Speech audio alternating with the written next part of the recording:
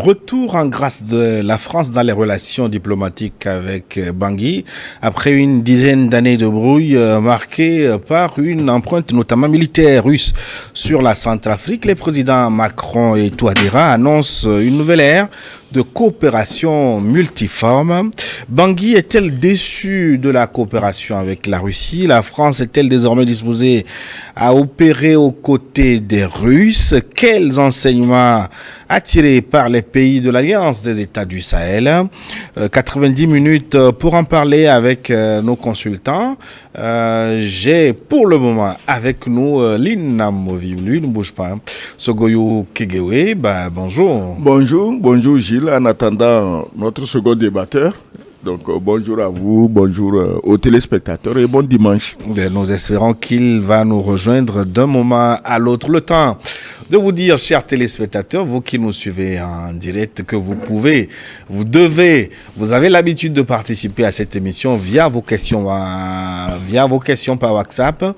Je vous rappelle le contact plus 228 96 08 43 43 96 08 43 43 précédé de l'indicatif plus 228.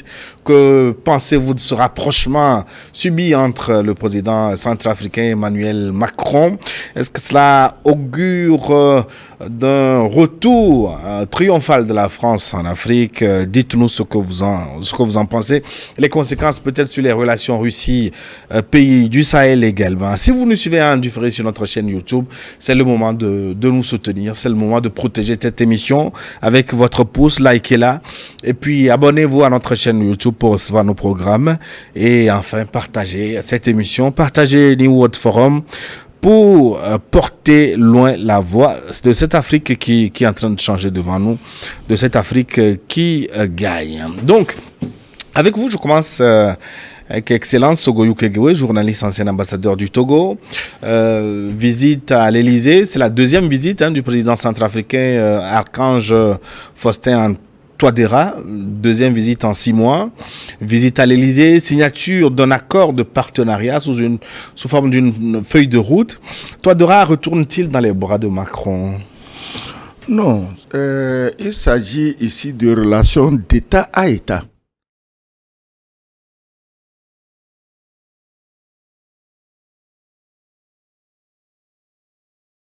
La lutte contre la France ne doit pas être un dogme.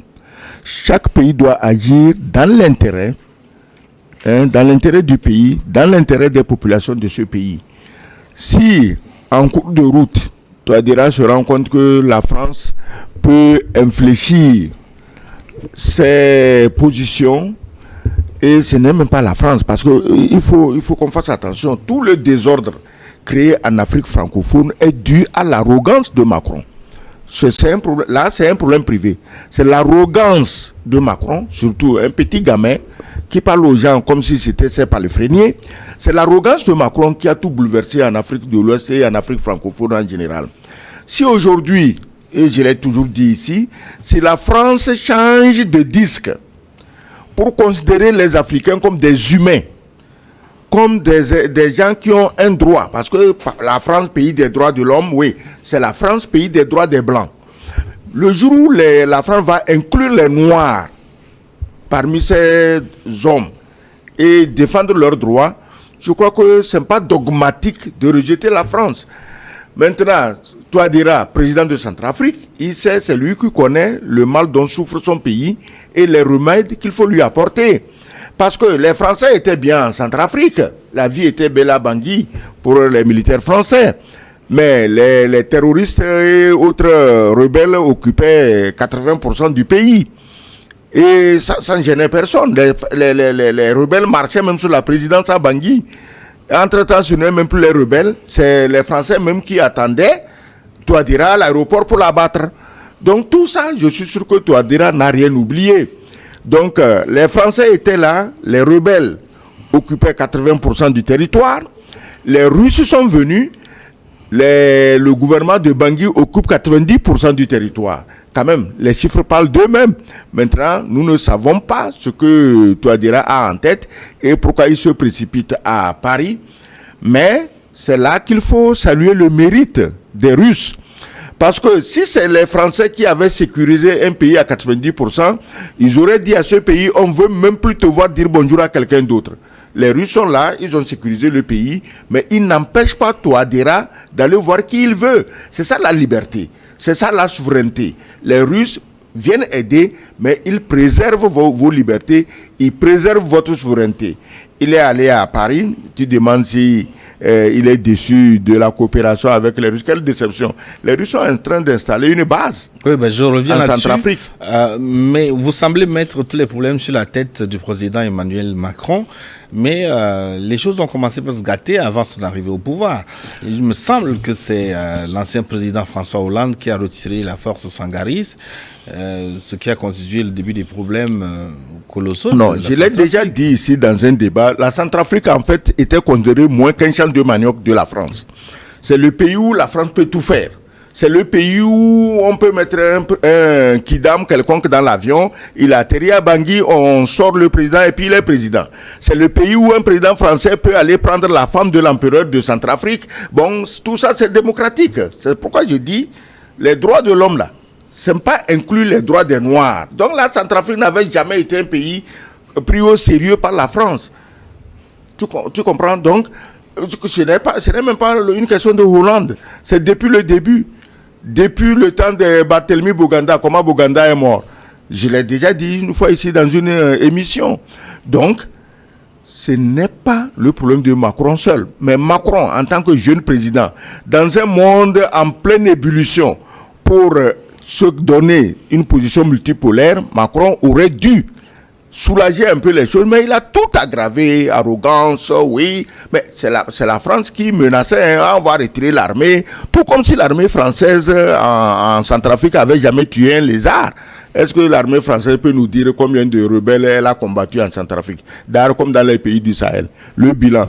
Combien de vous venez pour aider les gens et quand on parle, vous dites non, il y a 52 soldats qui sont morts, mais dites-nous combien de rebelles vous avez tués et rien.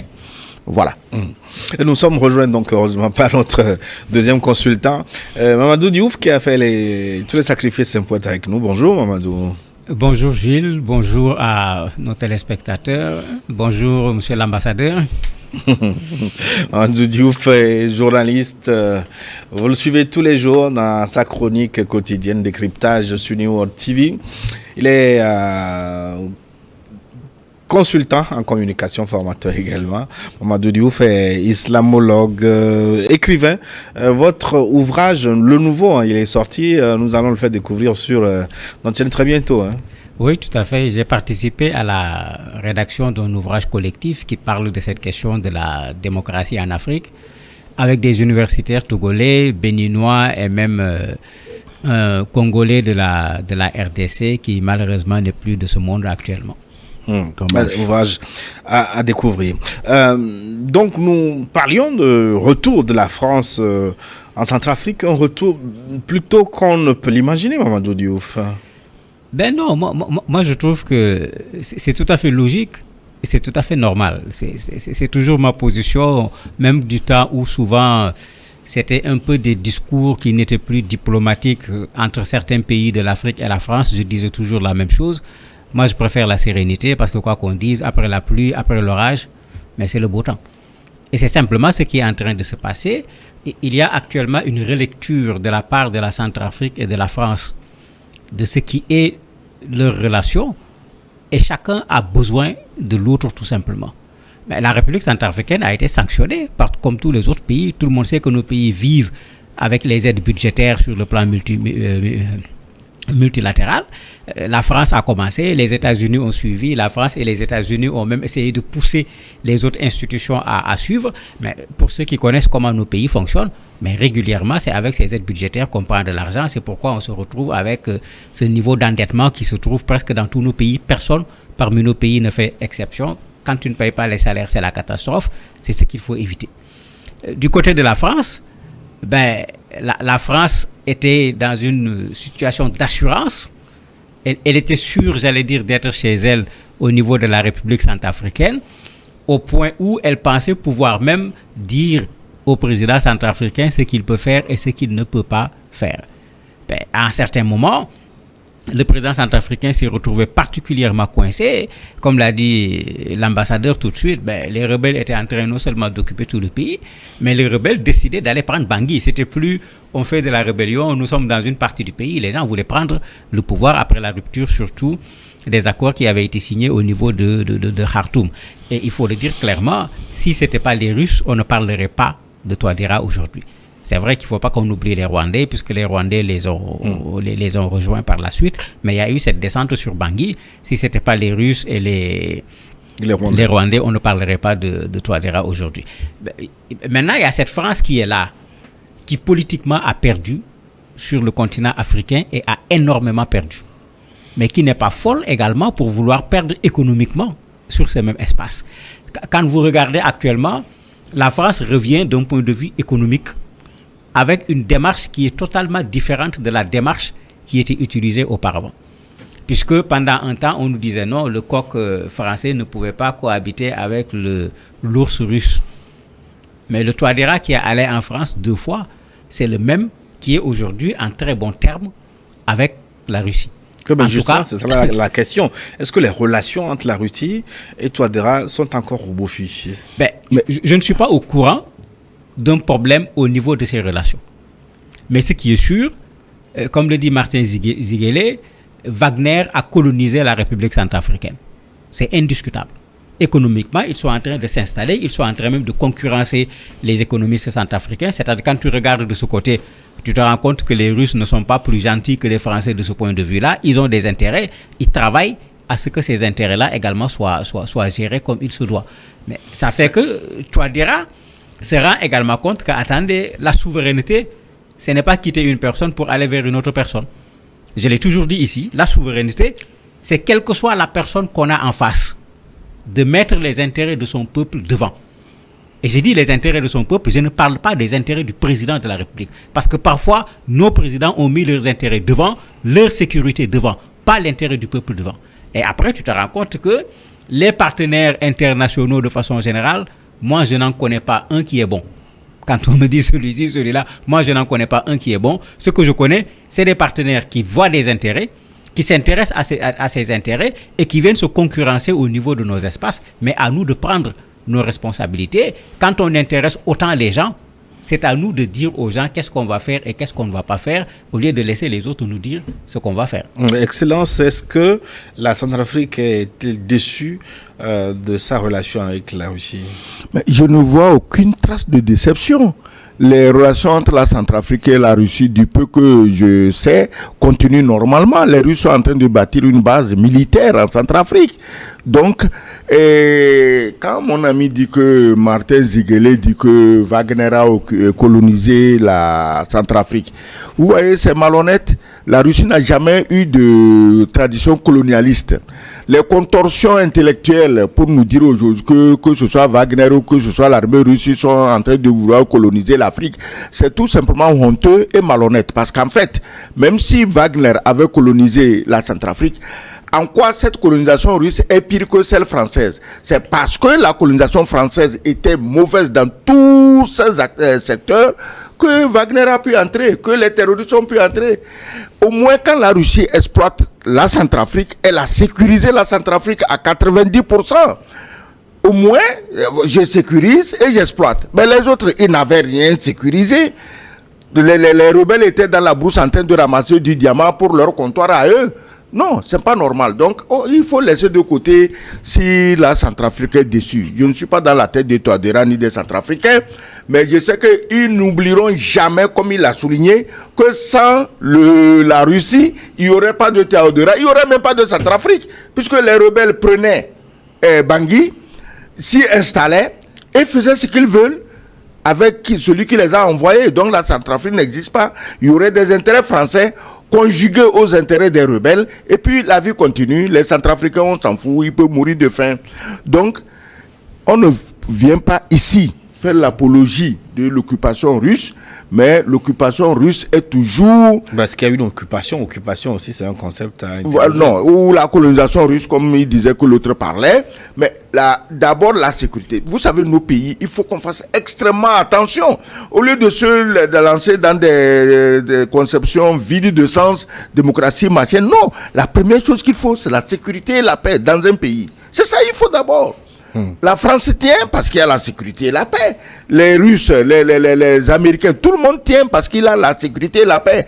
Quand on vient en Afrique maintenant, au lieu de privilégier la sécurité et la paix, on privilégie les bavardages.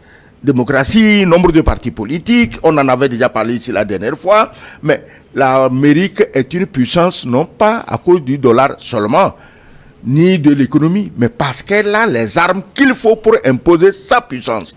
Les Africains, on est là. On ne se donne aucune force, on ne se donne aucune puissance. On est prêt à baisser la culotte devant le premier terroriste venu. Et vous appelez ça quoi? Démocratie et droits de l'homme. Il faut arrêter ça. J'ai déjà dit ça plusieurs fois ici. Nous, nos pays ont besoin de sécurité et de paix. Le reste, on peut discuter. Entre ressorts. C'est-à-dire que, par exemple, entre Togolais, on peut discuter si on a la paix et la sécurité. Dans tous les pays, c'est la même chose. Mais quand vous êtes en guerre, vous discutez de quoi? Donc, la présence russe en Centrafrique est venue pour s'installer à long terme, parce que quand ils vont mettre la base militaire, c'est pas pour partir demain matin. Tu sais ce que c'est qu'une base militaire? Les Français étaient là-bas avec leur base, ça a donné quoi? Des rébellions, la misère, des coups d'État à répétition. C'est le lexique avec les Français. Touadéra, je l'ai dit, ça ne doit pas être dogmatique. Et il l'a souligné. Si Touadéra trouve que son peuple, je dis bien son peuple, a des intérêts à ce que lui reprenne avec Macron, ben tant mieux. Tant mieux. Macron a beau être le diable du moment, mais s'il peut apporter quelque chose de positif aux Centrafricains, on l'utilise. Mais maintenant, est-ce que Macron acceptera-t-il désormais cohabiter, travailler avec les Russes, puisque les Russes sont toujours en Centrafrique? On sait que par le passé, être avec les Russes, c'est une ligne rouge que la France ne voulait pas franchir, Mamadou Diouf. Oui, pour ceux qui suivent bien la politique française en Afrique depuis 6 mois, ce discours, on ne le tient plus. Parce qu'aussi, il faut regarder, il y a un revirement au niveau de la France. Il y a un revirement d'ailleurs au niveau des États-Unis. Vous avez vu les Américains vouloir rester au Niger, malgré qu'il soit clair que les Russes sont en train de s'installer au niveau du Niger, alors que c'est les deux pays qui disaient clairement que là où Wagner vient, eux, ils plient bagage. Wagner est venu au niveau du Niger, ils n'ont pas plié bagage. La France a plié bagage à Centrafrique, mais avec ce qui s'est passé par la suite au Mali, au Burkina, la France est en train de reconsidérer sa position. Puisque je le disais tout à l'heure, le président Touadéra qui est allé en France n'a pas rompu ses relations avec la Russie. Au contraire, même dans une interview dans un média français, il a été très clair en disant qu'ils sont prêts à coopérer avec tous les pays amis en citant en même temps la France et la Russie. Donc il n'est pas dans une « je romps avec celui-ci pour aller nouer avec celui-là ». Mais quand on regarde la politique de la France actuellement, c'est très clair. Même j'ai regardé à l'Élysée le communiqué de l'Élysée, il est tellement laconique qu'on n'y trouve pas grand-chose. Mais dans ce qui est considéré comme le communiqué plutôt conjoint, mais ce qui est très intéressant. Parce que le communiqué dit que la France est prête à la mise en place d'un partenariat constructif qui respecte la souveraineté de l'État. Voilà. Donc ici, vous avez un mot intéressant qui rentre en ligne de compte. Mais vous avez un autre élément intéressant également. La France est prête à contribuer à la stabilité. Ce qui veut dire qu'il n'y a pas encore de stabilité au niveau de la République centrafricaine. Il y a quelques mois, il y a eu des attaques de la part de la CPC qui ont été encore vidées de la localité qu'ils avaient attaquée. Et la France est prête à participer à renforcer aussi la cohésion nationale et accompagner pour le développement économique et social de la Centrafrique. Mais justement, sur ce plan militaire, est-ce que la France peut coopérer avec la Russie? Mais non. Quand on sait que sur d'autres champs, mais c'est le chat et le chien. Je ne m'attends pas à une coopération entre la France et la Russie. Je m'attends à ce qu'on a vu plusieurs fois en Afrique et qui est une hérésie. Comme on l'a vu au Mali, vous avez la MINUSMA ici, vous avez les G5 Sahel là-bas, vous avez l'armée malienne de l'autre côté, vous avez les Américains et chacun dit qu'il lutte contre le terrorisme. Il est évident que ces gens devraient se mettre ensemble si c'était ça l'objectif, mais ils ne l'ont pas fait. en Centrafrique, si les militaires français devraient retourner, je ne les vois pas dans un premier temps aller mener le combat à côté des Russes. Peut-être par la suite. Mais pour le moment, je ne le vois pas parce que n'oublions pas que c'est le même Macron qui, il n'y a pas longtemps, a troublé un peu l'opinion internationale en demandant à ce qu'on envoie des troupes au niveau de l'Ukraine pour combattre la Russie. On ne peut pas être à ce niveau et vouloir aller collaborer avec la Russie au niveau de la République centrafricaine sur le plan militaire. Est-ce que vous voyez ce changement de paradigme au niveau de la France également? Est-ce qu'elle doit se mordre les doigts d'être partie du Mali parce que les Russes étaient là? Quand vous me décrivez l'antagonisme russo-français, c'est nous les Africains dans nos ignorances perpétuelles qui croyons à ça. Quel antagonisme? Sans la Russie, que vaut la France aujourd'hui? Déjà plus de 600 millions d'euros de gaz naturel liquéfié russe acheté par la France cette année. On est au mois d'avril, plus de 600 millions. Elle a acheté plus que la Hongrie qui, depuis le début de la guerre, n'a jamais tourné le dos à la Russie. J'ai dit, je répète ici, que sans la Russie, les centrales nucléaires françaises, ça ne travaille pas. Aujourd'hui, l'Occident importe massivement, plus que d'habitude, le blé des Russes. Vous vous chauffez grâce aux Russes, vous mangez grâce aux Russes, vous buvez grâce aux Russes, et quand vous venez en Afrique, vous dites non, les Russes c'est mauvais, il ne faut pas traiter avec. Les Africains devaient renforcer, multiplier par au moins 100 leur relation actuelle avec la Russie, et même en les multipliant par 100, ça ne fera pas un dixième des relations entre la France et la Russie. Oui, mais vous ne pouvez pas nous convaincre qu'il n'y a pas de problème entre la France et la Russie. La France continue d'envoyer les canons César sur place. Les avions même sont en préparation. Les États-Unis, peut-être, vont voter aujourd'hui un budget d'appui pour la guerre. J'espère que... Ils l'ont voté déjà. Ils l'ont voté. Attends, tu ne m'obliges pas ici à répéter les propos de Piotr Tolstoï, le vice-président de la Douma russe. Mais la France envoie tout ça. C'est du folklore. C'est du folklore parce qu'ils ont trompé Zelensky qui les écoute et qui est en train de détruire son peuple. Il faut sauver la face. Ça change quoi? Les canons César, depuis qu'ils sont partis. Mais si on m'avait dit que les canons César n'avaient pas encore remporté la guerre, je n'allais pas croire. Les fameux chars Challenger, l'autre l'a dit, qu'ils vont brûler comme des boîtes d'allumettes. Et c'est ça qui est en train de se passer. Entre celui qui dit quelque chose qui se passe et celui qui souhaite quelque chose qui n'arrive jamais, à chacun de juger. La France n'a aucun problème avec la Russie parce qu'elle sait qu'elle ne peut pas vivre sans la Russie. Nous aussi, arrangeons-nous à vivre grâce à la Russie, à être militairement fort grâce à la Russie, à être économiquement fort grâce à la Russie. C'est tout. On ne peut pas continuer à tromper les Noirs.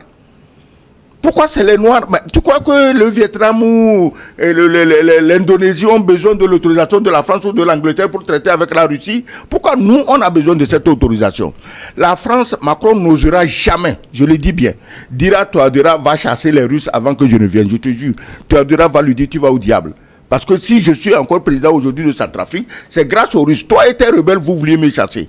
Tes propres soldats ont voulu me renverser à Bangui. Donc, les Russes, j'ai dit, partout ils ne refusent à aucun pays d'exercer sa souveraineté en se liant d'amitié avec tel ou tel autre pays.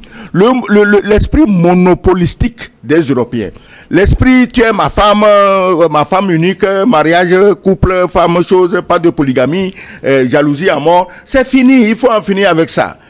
La Centrafrique est aujourd'hui avec les Russes, elle a le courage d'aller traiter encore avec les Français.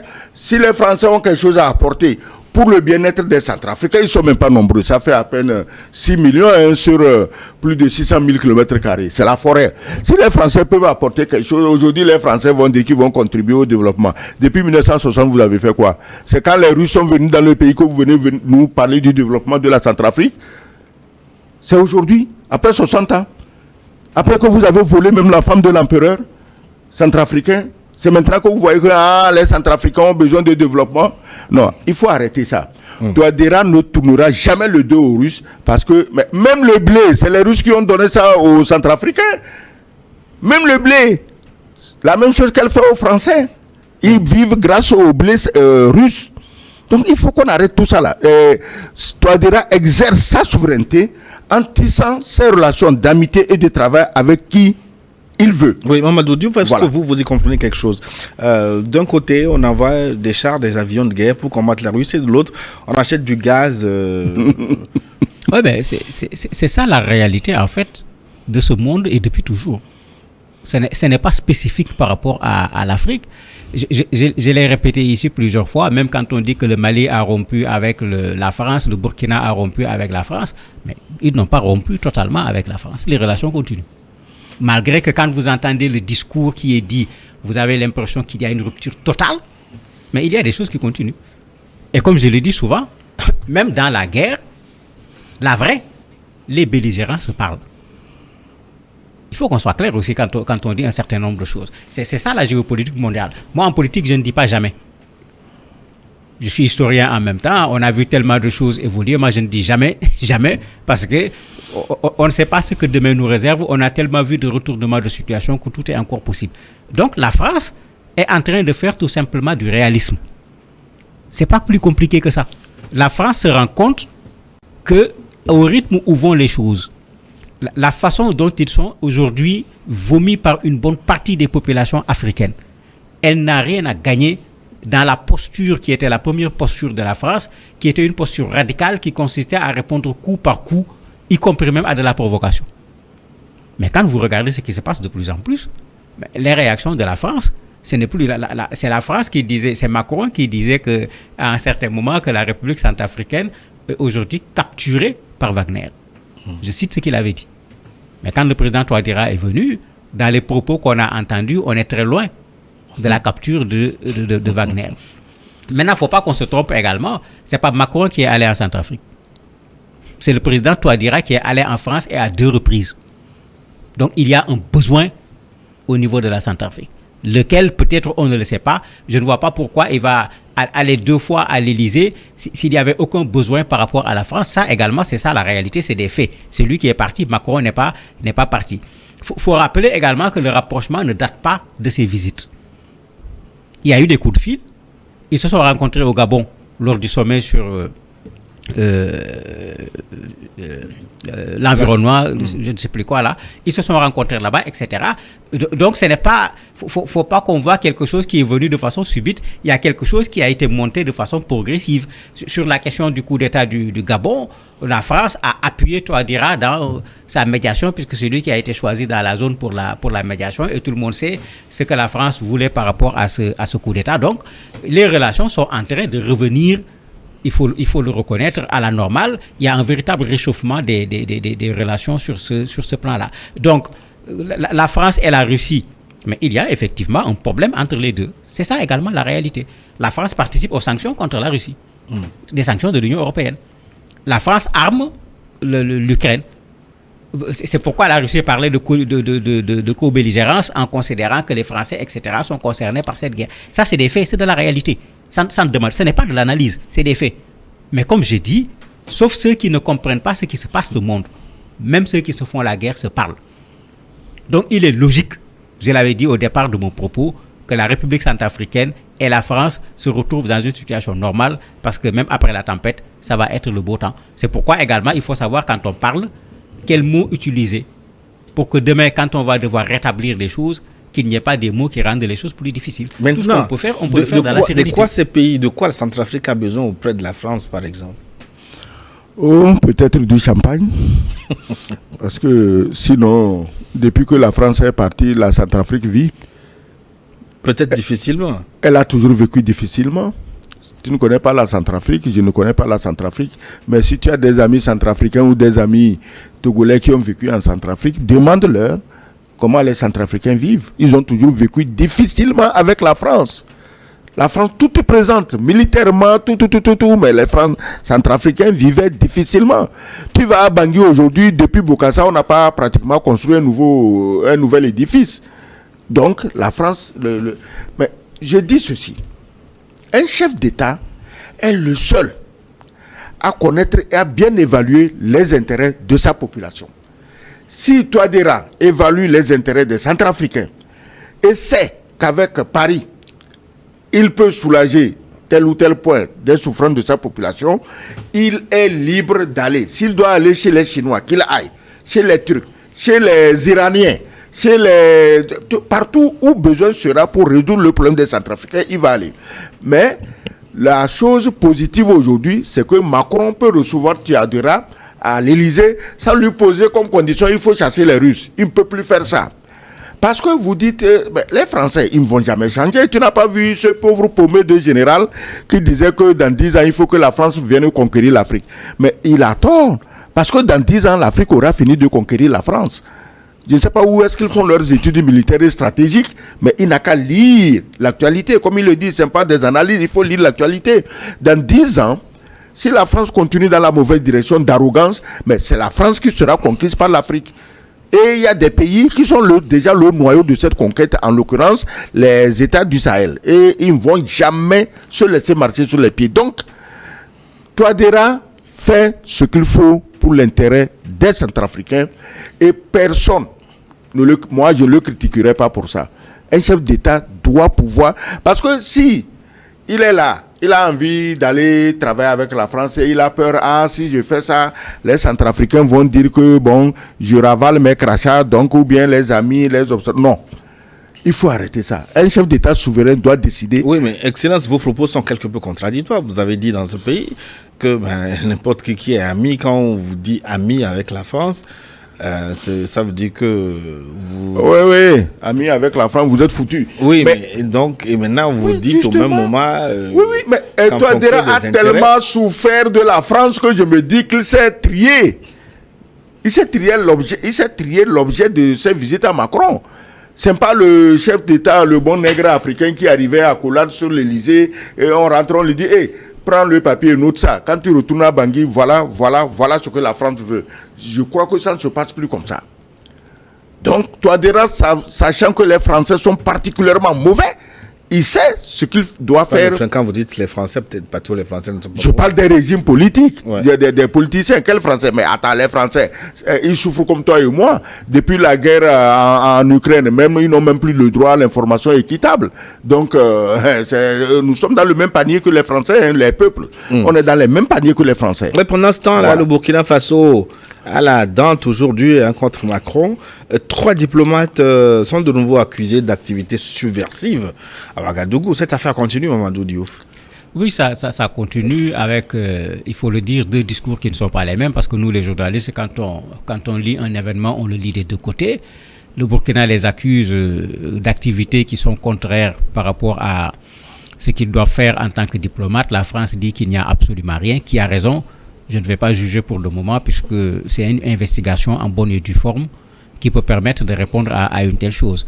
Mais ça montre tout simplement ce que je disais tout à l'heure. Malgré ce discours de rupture, mais si on dit qu'on demande à 3 diplomates français de quitter le Burkina, mais ça veut dire que les relations continuent.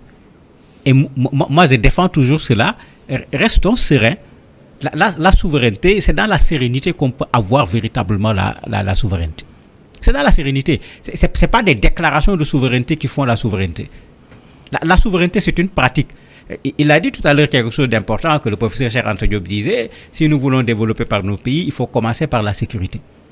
Mais je regrette, si pendant 64 ans, il n'y a pas eu de sécurité dans nos pays, dire que c'est la France ne me semble pas responsable. Nos chefs d'État étaient là. Nos généraux étaient là.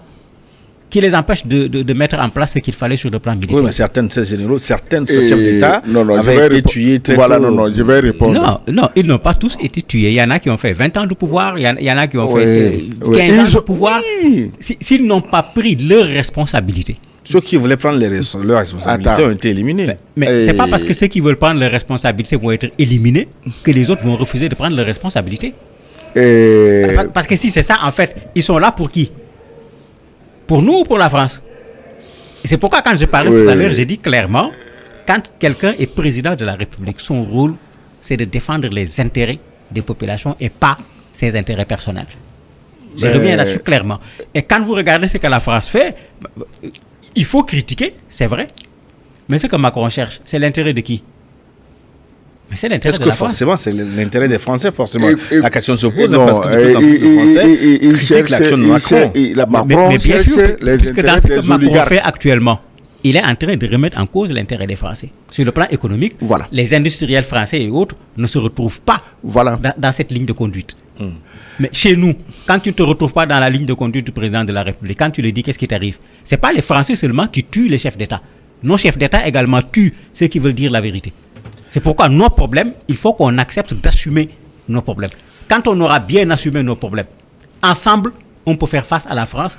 Et la France, tout comme un quelconque autre pays, ne peut absolument rien contre un pays où les populations sont unies, décider à prendre en charge eux-mêmes leur propre destin. Surtout quand dans ce pays, on dit la vérité aux populations. Parce que il est difficile de mobiliser nos populations, parce que dans nos pays, la vérité n'est pas dite aux populations. Écoutez, ce qu'il dit, c'est... Bon, excusez-moi, que les chefs d'État n'ont qu'à prendre leurs responsabilités, qu'il y a des chefs d'État, ils ont fait plus de 20 ans au pouvoir, qu'ils ont leurs généraux.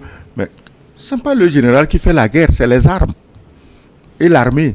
Ces généraux, ils sont formés où? À Paris. Pas seulement aux États-Unis, au Maroc, en Russie. Oui. Quand la France veut bien, on autorise que tu envoies quelqu'un. Non. Au Sénégal, les gens ont été formés partout et on n'a pas eu besoin de l'autorisation de la France pour le faire. Le Sénégal, justement, a connu une autre évolution. Combien de coups d'État la France a organisé au Sénégal? Quand tu me dis que non, les gens n'ont qu'à prendre leurs responsabilités, c'est que tu sembles ignorer. Aujourd'hui, qu'est-ce qui se passe? Voilà 3 pays, Mali, Burkina, Niger, qui veulent justement prendre leurs responsabilités. Rien que ça, hein. Mais ils sont vus, perçus comme les ennemis de la France. Et la France, avec ses larbins locaux en Afrique de l'Ouest, veulent à tout moment les renverser. Qu'est-ce que tu en dis? Ils veulent prendre leurs responsabilités. Ils disent que les terroristes sont là, nous les combattons nous-mêmes. L'économie ne marche pas, on arrête la corruption.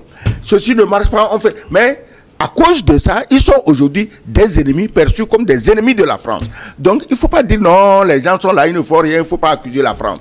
Parce que s'il ne faut pas accuser la France... Non, je n'ai pas dit qu'il ne faut pas accuser la France. J'ai dit qu'il ne faut pas accuser seulement la France. Non, pas seulement. Là, on va l'absoudre de ses crimes.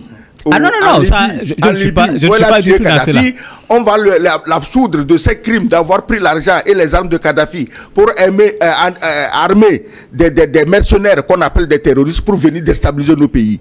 On ne peut pas l'absoudre de ça. Donc, je suis d'accord que chaque pays, chaque président, ses généraux, ils doivent prendre leurs dispositions pour assurer la paix et la sécurité. Voilà ce que Tiani veut faire, voilà ce que Traoré veut faire, voilà ce que Goïta veut faire, et voilà pourquoi ils sont devenus ennemis de la France. Et à chaque fois, il est question de les déstabiliser. Qu'est-ce que tu en dis?